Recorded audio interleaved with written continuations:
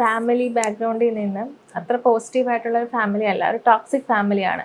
എന്നാൽ അതിലൊരു കുട്ടി ഒരു ടോക്സിക് റിലേഷൻഷിപ്പ് തന്നെയായിരിക്കും വീണ്ടും പോകുന്നത്. അത് എന്തുകൊണ്ടാണ് അങ്ങനെ? ഒരു ടോക്സിക് റിലേഷൻഷിപ്പ് തന്നെ തേടി പിടിച്ച് അതിൽ തന്നെ എത്ര റിലേഷൻഷിപ്പ് ആണെങ്കിലും അതിൽ തന്നെ ചെന്ന് വിടും. അത് എന്തുകൊണ്ടാണ്? ഒരു അൺസേഫ് എൻവയോൺമെന്റിൽ വളർന്നു വരുന്ന ഒരു കുട്ടി, ആ കുട്ടിക്ക് സ്വാഭാവികമായിട്ടും ഒരുപാട് ട്രോമകൾ ഉണ്ടാവും. ഒരു ഒരു ഇൻട്രസ്റ്റിംഗ് ആയൊരു വസ്തുത എന്ന് പറയുന്നത്, പലരും നമ്മൾ മനസ്സിലാക്കുന്നില്ല ഇതെൻ്റെ ട്രോമ റെസ്പോൺസ് ആണ് എന്നുള്ളത്. ഇതെല്ലാം എൻ്റെ ക്യാരക്ടറിൻ്റെ ഭാഗമാണ്, അല്ലെങ്കിൽ ഇത് നോർമൽ ആണെന്ന് വിചാരിക്കുന്ന പലതും ട്രോമ റെസ്പോൺസസ് ആണ്. അപ്പം ഇങ്ങനെ ഒരു അൺസേഫ് എൻവയോൺമെൻറ്റിൽ വളർന്നു വരുന്ന ഒരു കുട്ടി, അവർക്ക് ഇതൊരു ഫെമിലിയർ ആയിരിക്കും ഈ ടോക്സിസിറ്റി. അപ്പം സ്വാഭാവികമായിട്ടും അവർ ഒരു അഡൽട്ട്ഹുഡിലേക്ക് പോകുമ്പോൾ അത്തരം ടോക്സിക് റിലേഷൻഷിപ്പിലേക്ക് അവർ അട്രാക്റ്റഡ് ആകും. ആ ഒരു ഇൻ്റർമിറ്റൻറ്റ് അഫെക്ഷനിലേക്ക് അവർ അട്രാക്റ്റഡ് ആകും.